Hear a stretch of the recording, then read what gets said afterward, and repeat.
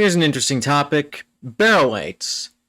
A Barrow Wight in John Flanagan's world is a guardian spirit, a ghost basically, of a barrow, which is an ancient burial mound for important people, warriors, that stuff.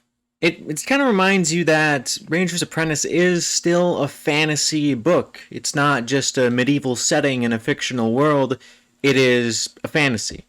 And while it's not up in the forefront, there is magic and weird stuff going on in the background of Ranger's Apprentice's world. The first two books had werewolf-like creatures called wargles and the Kalkara, and that stuff still exists, and the Barrow Wight is one of those fantasy creepy creatures. Barrow Wights are not malevolent. They just want you to go away, basically. They're there to make sure no one comes and messes with the barrows and leaves the dead in rest. And that's really all we know about the Barrow Wights. There are other wights, presumably, and it gets mentioned in the Royal Ranger River Wights. And you never see one, the characters never encounter them, but the people of whatever village they're in, I can't remember off the top of my head, they talk about them. Or at least the kids talk about them, and they don't really believe in them. But Will has encountered a real wight, and if a Barrow Wight exists, why wouldn't there be a River Wight? Skrillex, you don't... This dog is not very smart. So if River Wights do exist in the world, they'd probably be the same as the Barrow Wights in that they just want to make sure you don't ruin the rivers.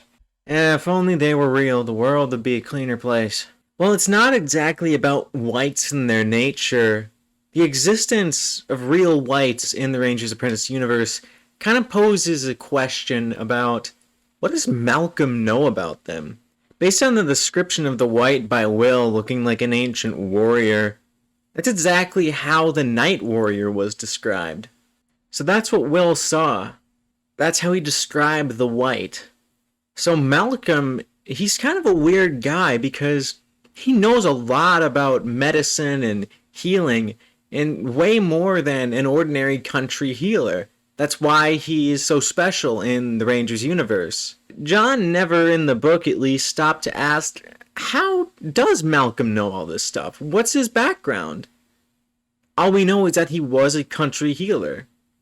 But he modeled the Night Warrior off of an ancient heirloom warrior, and that's what the Barrow Wight looks like.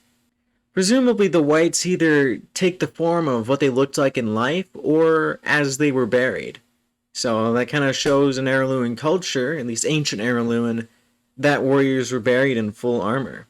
So maybe Malcolm knows a little bit more about wights, and that's where he got the idea for the Night Warrior. Because the Night Warrior acts like a wight. He is trying to drive away people from coming near the area he protects, which is Healer's Clearing. So the Night Warrior acts like a wight. Maybe Malcolm knows a bit more about wights and that kind of supernatural stuff than he actually lets on. So hey, maybe he actually was a wizard. Who knows? It's food for thought.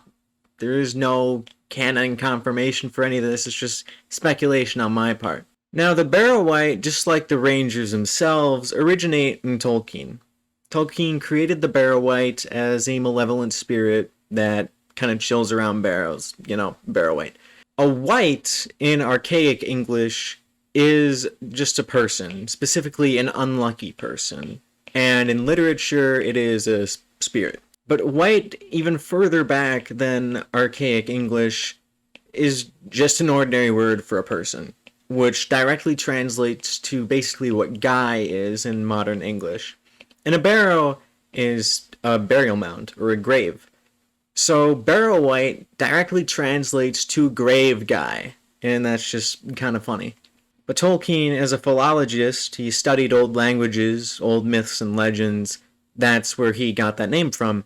And since Tolkien is kind of the godfather of fantasy, that idea just kind of stuck, and now Barrow Wight is just the term for a spirit that haunts or guards graves. So there's a little bit of lore, real-life lore for you. That's really all there is to know about Barrow Wights, so far as I know. So I'm just going to end it here. Like if you enjoyed, subscribe if you enjoy mailer stuff too, leave a like for Skrillex, and I hope to see you next time. Goodbye.